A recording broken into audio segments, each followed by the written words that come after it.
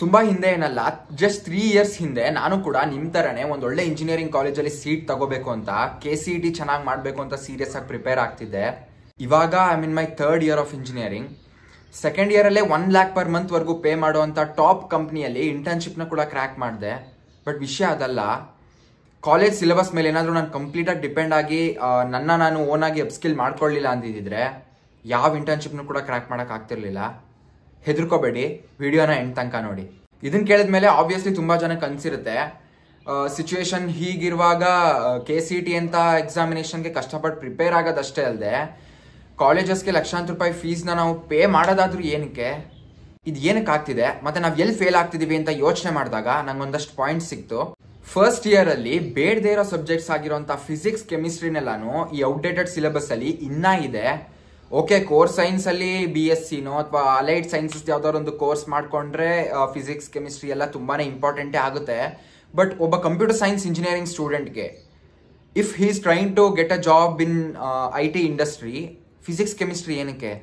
On top of it engineering ಕೂಡ ಇವಾಗ SSLC PUC exams ತರ ಆಗ್ಬಿಟ್ಟಿದೆ. ಒಂದಿಷ್ಟು ಕಂಟೆಂಟ್ ಅಂತ ಇರುತ್ತೆ, ಯಾರೋ ಒಬ್ರು ನೋಟ್ಸ್ ಬರ್ದಿರ್ತಾರೆ, ಅದನ್ನ ತಗೊಂಡು ಎಕ್ಸಾಮ್ ಇನ್ನೊಂದು ಸ್ವಲ್ಪ ದಿನ ಅಂದ ತಕ್ಷಣ ಚೆನ್ನಾಗಿ ಪ್ರಿಪೇರ್ ಆಗ್ಬಿಡ್ತು ಅಂತ ಅಂದು ಒಂದ್ ಸ್ವಲ್ಪ ಪ್ರೀವಿಯಸ್ ಇಯರ್ ಕ್ವಶನ್ಸ್ ನೋಡ್ಕೊಬಿಟ್ರೆ ಸಾಕು, ಈಸಿಯಾಗಿ ಮಾರ್ಕ್ಸು ಬಂದ್ಬಿಡುತ್ತೆ. ಸಿಲೆಬಸ್ ಮತ್ತೆ ಎಕ್ಸಾಮಿನೇಷನ್ ಮೆಥಡಾಲಜಿ ಈ ತರ ಇರೋದ್ರಿಂದಾನೆ more than 50% of engineering graduates are getting unemployed. ನಮಗಂತೂ there was no choice at all. ಒಂದು ಟ್ರೆಡಿಷನಲ್ ಇಂಜಿನಿಯರಿಂಗ್ ಕಾಲೇಜಿಗೆ ಸೇರ್ಕೋಬೇಕಿತ್ತು. ಇಷ್ಟೊಂದೆಲ್ಲ ಟೆಕ್ನಾಲಜಿ ಅಡ್ವಾನ್ಸ್ಮೆಂಟ್ಸ್ ಆಗ್ತಿರೋದ್ರಿಂದ ಈ ಸಿಚುವೇಶನ್ ನ ಸಾಲ್ವ್ ಮಾಡೋ ತರ ಏನಾದ್ರೂ ಹೊಸದಾಗಿ ಇಂಪ್ರೂವ್ಮೆಂಟ್ ಆಗಿದೆಯಾ ಅಂತ ರಿಸರ್ಚ್ ಮಾಡಿದಾಗ ಪೊಲಾರಿಸ್ ಸ್ಕೂಲ್ ಆಫ್ ಟೆಕ್ನಾಲಜಿ ಬಗ್ಗೆ ಗೊತ್ತಾಯ್ತು. ನಾನು ಇಲ್ಲಿವರೆಗೂ ಹೇಳಿದ ಪ್ರಾಬ್ಲಮ್ ನ ಕರೆಕ್ಟ್ ಆಗಿ ಅರ್ಥ ಮಾಡ್ಕೊಂಡು ಫುಲ್ ಫ್ಲೆಡ್ ಸೊಲ್ಯೂಷನ್ ನ ಇವ್ರು ಕೊಡ್ತಿದ್ದಾರೆ. ಸೀರಿಯಸ್ಲಿ ಹೇಳ್ತಿದ್ದೀನಿ, as someone who has been studying in a normal traditional college with outdated syllabus, ಈ ತರ ಇನ್ಸ್ಟಿಟ್ಯೂಟ್ಸ್ ಡೆಫಿನೆಟ್ಲಿ ಒಂದು ಹ್ಯೂಜ್ ಚೇಂಜ್ ನ ತರುತ್ತೆ ಇನ್ ದ ಇಂಜಿನಿಯರಿಂಗ್ ಫೀಲ್ಡ್. ನೋಡಿದ್ಮೇಲೆ ಸೀರಿಯಸ್ಲಿ ನನಗೂ ಕೂಡ ಅನಿಸ್ತು ದಟ್ ಈ ತರ ಒಂದು ಇನ್ಸ್ಟಿಟ್ಯೂಟ್ಗೆ ನಾನು ಕೂಡ ಸೇರ್ಕೊಂಡಿದ್ರೆ ನನ್ನ ಕೆರಿಯರ್ ಕೂಡ ತುಂಬಾ ಸ್ಮೂತ್ ಆಗಿ ರನ್ ಆಗ್ತಿತ್ತು ಅಂತ.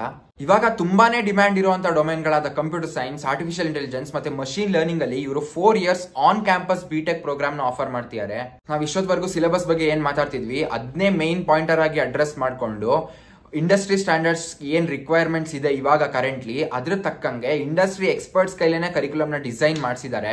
ಸೊ ಇವಾಗ ಇಂಡಸ್ಟ್ರಿ ರಿಕ್ವೈರ್ಮೆಂಟ್ಸ್ಗೂ ಸಿಲೆಬಸ್ಗೂ ಇರೋ ಗ್ಯಾಪ್ ನ ಇವರು ಬ್ರಿಡ್ಜ್ ಮಾಡಿರೋದ್ರಿಂದ ಒಬ್ಬ ಸ್ಟೂಡೆಂಟ್ಗೆ ಡೈರೆಕ್ಟ್ ಆಗಿ ಇಂಡಸ್ಟ್ರಿದ ಆಕ್ಸೆಸ್ ಸಿಕ್ಕಂಗ್ ಆಗ್ಬಿಡುತ್ತೆ. ಅಂಡ್ ಎಕ್ಸಾಂಪಲ್ ಜೊತೆ ಹೇಳೋದಾದ್ರೆ ಇವಾಗ ಹೆಂಗೆ ಒಬ್ಬ ಪೈಲಟ್ಗೆ ಇಷ್ಟು ಮಿನಿಮಮ್ ಫ್ಲೈಯಿಂಗ್ ಹಾರ್ಸ್ ಇರಬೇಕು ಅಂತ ಇರುತ್ತೆ before he is posted in to a good position, ಅದೇ ತರ ಇಲ್ಲೂ ನೀವು 4 years ಮುಗಿಯೋಷ್ಟರಲ್ಲಿ 5000 hours ಆಫ್ ಕೋಡಿಂಗ್ ನ ನೀವು ಕಂಪ್ಲೀಟ್ ಮಾಡಬೇಕಾಗಿರುತ್ತೆ. ಈ ಪಾಯಿಂಟ್ ಅಂತೂ ನಂಗೆ it was the best part when I was researching about this institute. Engineering join ಆದ್ಮೇಲೆ ರಿಯಲ್ ವರ್ಲ್ಡ್ ಪ್ರಾಜೆಕ್ಟ್ಸ್ ನ ಬಿಲ್ಡ್ ಮಾಡೋದು ಇಸ್ ಆಲ್ಮೋಸ್ಟ್ ಮ್ಯಾಂಡೇಟರಿ ಆಯ್ತಾ. ಅಂತದ್ರಲ್ಲಿ ಈ ಇನ್ಸ್ಟಿಟ್ಯೂಟ್ ಅಲ್ಲಿ ಫಸ್ಟ್ ಇಯರ್ ಇಂದಾನೆ ನಿಮ್ಗೆ ರಿಯಲ್ ವರ್ಲ್ಡ್ ಪ್ರಾಜೆಕ್ಟ್ಸ್ ನ ಬಿಲ್ಡ್ ಮಾಡಿಸ್ತಾರೆ ಅಂತ ಕೂಡ ಗೊತ್ತಾಯ್ತು.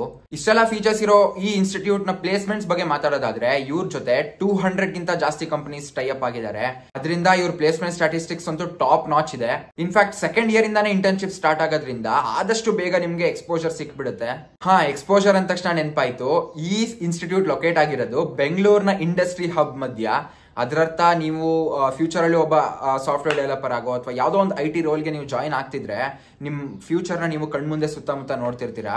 And you are what your environment is ಅಂತ ಒಂದು ಕೋಟ್ ಏನಿದೆ ಆ ತರ.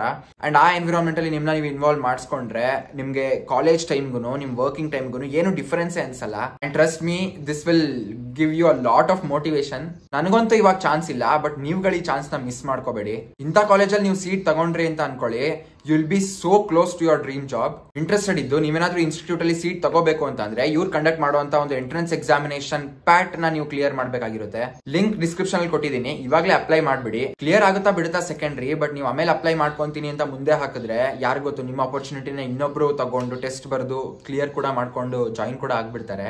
ಅದ್ರ ಮೇಲೆ ಲಿಮಿಟೆಡ್ ಸೀಟ್ಸ್ ಇರೋದ್ರಿಂದ ಅಪ್ಲಿಕೇಶನ್ಸ್ ಕೂಡ ತುಂಬಾನೇ ಬೇಗ ಫಿಲ್ ಆಗ್ತಿದೆ. ಇದಿಷ್ಟ ಆಗಿತ್ತು ಗೈಸ್ ಇವತ್ತಿನ ವಿಡಿಯೋ ನೋಡಿದವರು ಇಷ್ಟ ಆಗಿದ್ರೆ ಲೈಕ್ ಮಾಡಿ. ಅಂಡ್ ಏನಾದ್ರೂ ಡೌಟ್ಸ್ ಇದ್ರೆ ಕಮೆಂಟ್ ಸೆಕ್ಷನ್ ಅಲ್ಲಿ ಹಾಕಿ. And Polaris School of Technology ಬಗ್ಗೆ ಅಡಿಷನಲ್ ಇನ್ಫಾರ್ಮೇಶನ್ ಬೇಕು ಅಂದ್ರೆ ಲಿಂಕ್ ನಾನು ಡಿಸ್ಕ್ರಿಪ್ಷನ್ ಅಲ್ಲಿ ಕೊಟ್ಟಿರ್ತೀನಿ, ಅಲ್ಲಿ ನೀವು ಹೋಗಿ ಚೆಕ್ಔಟ್ ಮಾಡಿ, ಇನ್ನ ಸ್ವಲ್ಪ ಜಾಸ್ತಿ ಇನ್ಫಾರ್ಮೇಶನ್ ಸಿಗುತ್ತೆ. ಈ ವಿಡಿಯೋನ ಇಂಜಿನಿಯರಿಂಗ್ ನ ಒಂದು ಒಳ್ಳೆ ಕಡೆ ಮಾಡಬೇಕು ಅಂತ ಅನ್ಕೊಂಡಿರೋ ನಿಮ್ ಫ್ರೆಂಡ್ಸ್ ಎಲ್ರಿಗೂ ಕೂಡ ಇವಾಗಲೇ ಶೇರ್ ಮಾಡಿ.